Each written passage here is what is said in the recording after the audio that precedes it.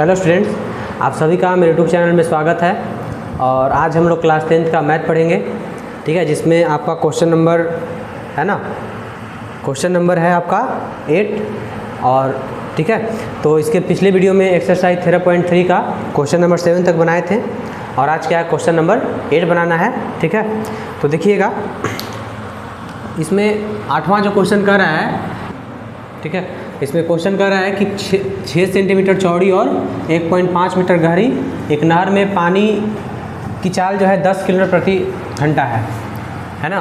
मतलब 6 सेंटीमीटर चौड़ा और 1.5 सेंटीमीटर गहरा एक नहर में पानी का जो चाल है 10 किलोमीटर प्रति घंटा की चाल से बह रही है।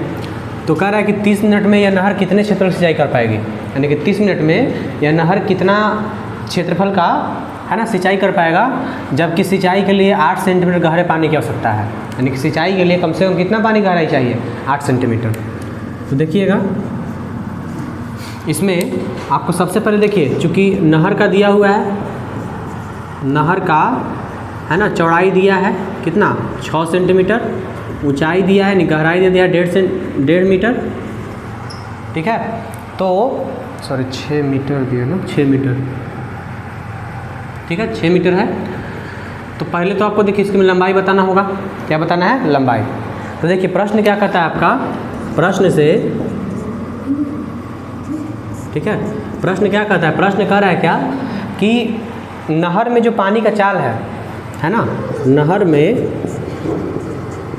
है ना पानी की चाल कितना है, 10 किलोमीटर प्रति घंटा। कितना है, 10 किलोमीटर प्रति घंटा।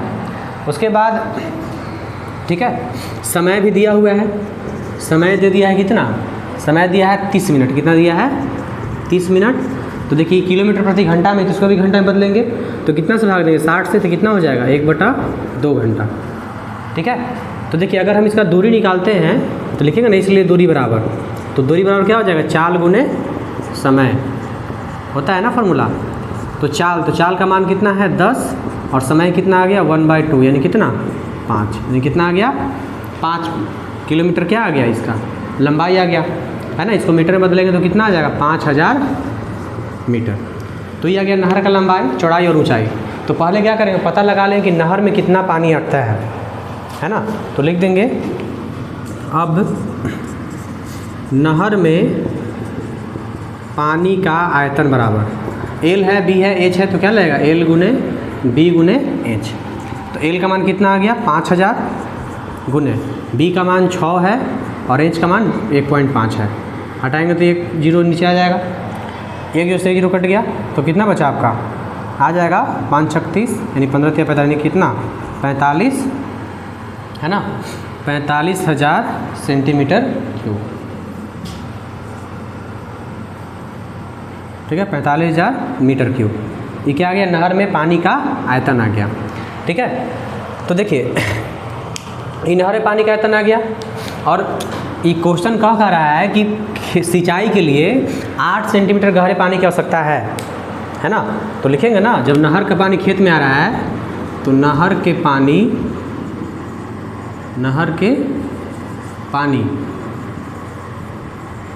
खेत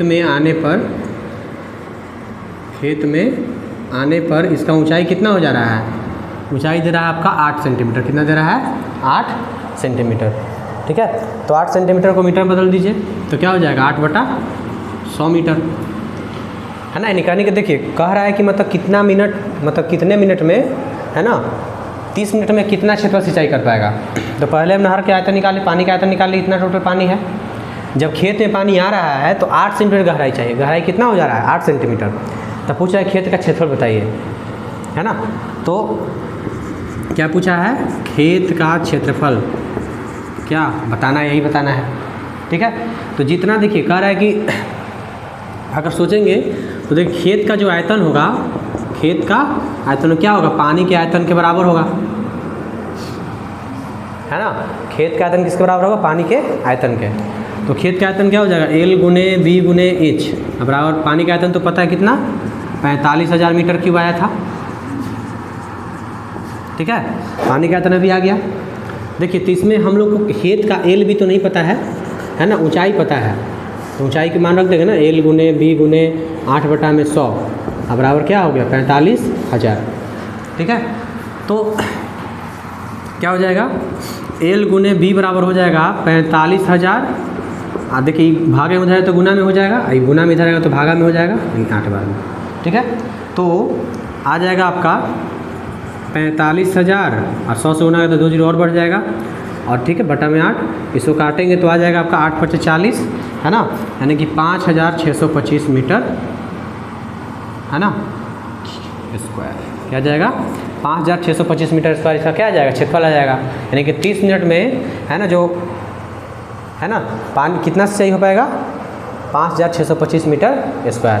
ठीक है, तो समझ गया है ना कि नहर में मतलब 30 मिनट में कितना सिंचाई होगा, मतलब कितना क्षेत्रफल का सिंचाई हो पाएगा, तो पता चल गया है ना। नहर में इतना पानी है, ठीक है, और खेत का पानी मतलब खेत में जब पानी आता है नहर का तो ऊंचाई भी दिया हुआ है, तो आपको लंबाई चौड़ाई और खेत का क्षेत्रफल क्या होता है, लंबाई गुना चौड़ाई होता है ना, तो लंबाई गुना चौड़ाई को क्षेत्रफल कर सकते हैं ना, तो कितना मान आ गया आपका 5,625 मीटर स्क्वायर। ठीक है, अब देखिएगा इसके बाद आगे देखिए, इसमें आपका जो चौथा क्वेश्चन 9 नंबर क्वेश्चन है, क्या कर रहा है कि मतलब एक किसान अपने खेत में बनी 10 मीटर व्यास वाली और 2 मीटर गहराई एक बेलनाकार टंकी को, ठीक है, देखिए इसका मतलब एक किसान है जो अपने खेत में, है ना, 10 मीटर व्यास वाला और 2 मीटर गहराई वाला एक बेलनाकार टंकी को भरने के लिए, है ना, मतलब टंकी को आंतरिक व्यास 20 सेंटीमीटर, है ना, 20 सेंटीमीटर वाले एक पाइप द्वारा एक नहर से जोड़ता है।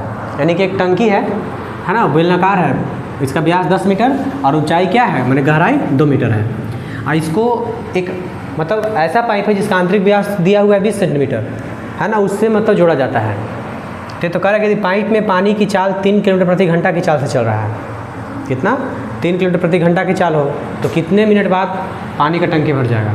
तो देखिए ध्यान दीजिए, पहले हम निकालेंगे कि टंकी में टोटल पानी अटता कितना है ना, तो लिखेंगे क्या, चूँकि टंकी का डी दिया हुआ है तो टंकी का डी कितना है आपका 10 मीटर, तो आर क्या हो जाएगा 10/2 यानी कितना 5 मीटर हो गया, और ऊंचाई भी दे दिया है 2 मीटर, तो इसलिए इसका हम आयतन निकालेंगे तो क्या हो जाएगा πr²h, चूँकि बेलनाकार है तो पाई को पाई रहने दीजिए, आर का मान कितना है 5 यानी 5 का स्क्वायर इंटू एच, तो एच का मान कितना है 2, है ना, तो 2 रख दीजिए, तो 5 का स्क्वायर 25 और 2 50 यानी कितना 25 दूनी 50 मीटर क्यूब। ये क्या आ गया आपका टंकी पानी का आयतन। अब क्या कहता है, तथा कह रहा है कि पाइप का आंतरिक व्यास दिया हुआ है, तो पाइप बेलनाकार होता है, तो इसका आंतरिक डी दिया हुआ है कितना 20 सेंटीमीटर, कितना दिया हुआ है 20 सेंटीमीटर। ठीक है, तो इसका त्रिज्या क्या हो जाएगा 20/2 यानी कितना 10। ठीक है, तो देखिए इसका कह रहा है कि त्रिज्या तो हो गया 10, अब इसको अगर हमको मीटर में बदलना है ना, मीटर में बदलना है तो क्या हो जाएगा, मीटर में बदलेंगे तो इसको 1/10 मीटर, क्या हो जाएगा 1/10 मीटर हो जाएगा। ठीक है, तो देखिए ध्यान दीजिए, इसमें अब क्या निकालेंगे, पाइप का आयतन निकालेंगे। क्या निकालेंगे हम, पाइप का आयतन। तो चूँकि पहले देखिए, इससे पहले क्या करा कि पाइप में जो पानी का चाल है, चूँकि पाइप में पानी की चाल कितना दे दिया पानी का 3 किलोमीटर प्रति घंटा दिया है चाल, कितना किलोमीटर है 3 किलोमीटर प्रति घंटा है ना, तो चाल तो दिया है, दूरी भी पता नहीं है ना, ना समय भी पता है, तो मान लीजिए कि समय चाल दे दिया है ना, लेकिन समय तो पता है नहीं, तो मान लीजिए कि समय t है ना माना, तो इसलिए ठीक है, इसलिए क्या करेंगे, इसलिए पहले इसका हम दूरी निकाल लेंगे, तो दूरी बराबर क्या होता है चाल गुना समय, तो चाल क्या है, चाल आपका है इसमें 3 और समय t है ना, यानी कितना हो गया दूरी 3t। ठीक है, तो अब देखिए इसका दूरी क्या हो जाएगा, इसका ऊंचाई हो जाएगा।